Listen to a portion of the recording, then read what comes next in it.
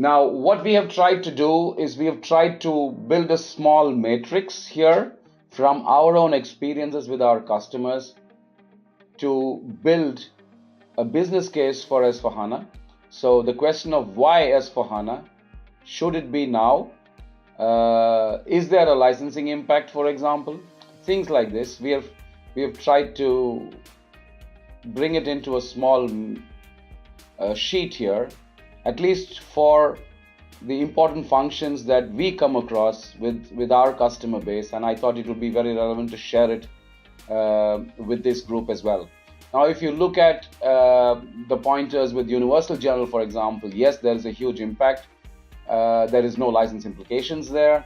The same goes for new general ledger, new asset accounting, account-based segmentation, basically. So this is something that I think for people who have used costing-based COPA will understand that that is no more relevant with S/4HANA. So with S/4HANA, it's completely account-based COPA, which gives you so much of more flexibility for segmentation itself when it comes to reporting with COPA. So segmental analysis is much more powerful in S/4HANA.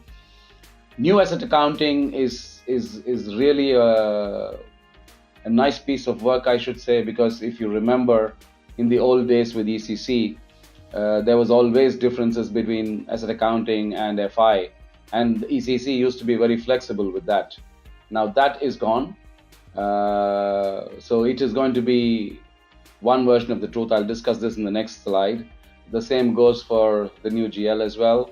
There is no more differences between CO and FI. It's all completely going off into the Universal Journal. So that's a huge improvement from where we are today with ECC. As cash management as well, there is a separate piece for S/4HANA cash management. There is a small downside here, because if you look at ECC, there are a couple of reports in ECC where we could use some of the cash management, but now that's gone into a new license package which is called S/4HANA cash management. There is a license impact on that, but it is completely integrated into the S/4HANA suite. There is quite some nice machine learning stuff with that. It looks at your previous patterns and tries to make some invoice matching for cash management as well. So each of these subjects we will go into the future webinars. We are planning a series of the webinars.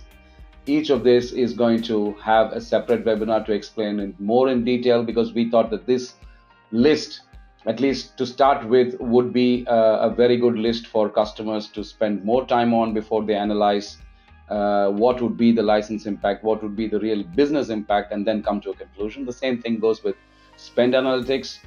Is very nicely done. Supply performance management, these things don't have a license impact. Embedded analytics is one of the major improvements. So that is completely within S/4HANA. Extended warehouse management, which is part of APO. Again, embedded PPDS. But again, these two have a license impact. It already had in the APO part. A lot of Fiori apps of all the three types. Transactional apps. You also have the application ones and the fact sheet ones. So all of that are quite enhanced. I think with 1709 we have close to 7,000 or 8,000 of them already deployed. We also have a list of wow apps there, what we have deployed for one of our customers. So that is also a very new thing, and it doesn't have any license impact. You also have transportation management in 1709, and that is having a license impact, yes, but then it is integrated into the S/4HANA suite. You also have financial consolidation. You also have business planning, IBP as well. So all of this is now part of the S/4HANA suite, which was typically in different systems. So if you look at this, at this list, at least you could safely rule out a couple of instances where we had SRM in the past, for example, where we had APO, where we had BPC, where we had BI, BW. So at least these four applications are completely gone now. So all of this can now safely be integrated back into the core.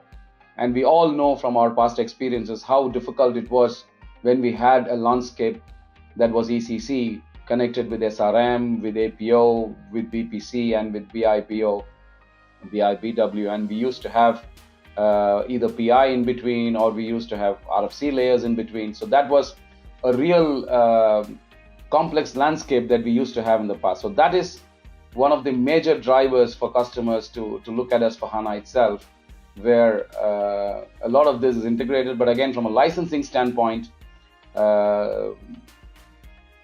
they are still different. In some cases, they are very different, like the cash management scenario. But in other cases, for example, if you look at embedded analytics and some parts of the erstwhile SRM suite, I think they're already in there. And there is no license impact as well.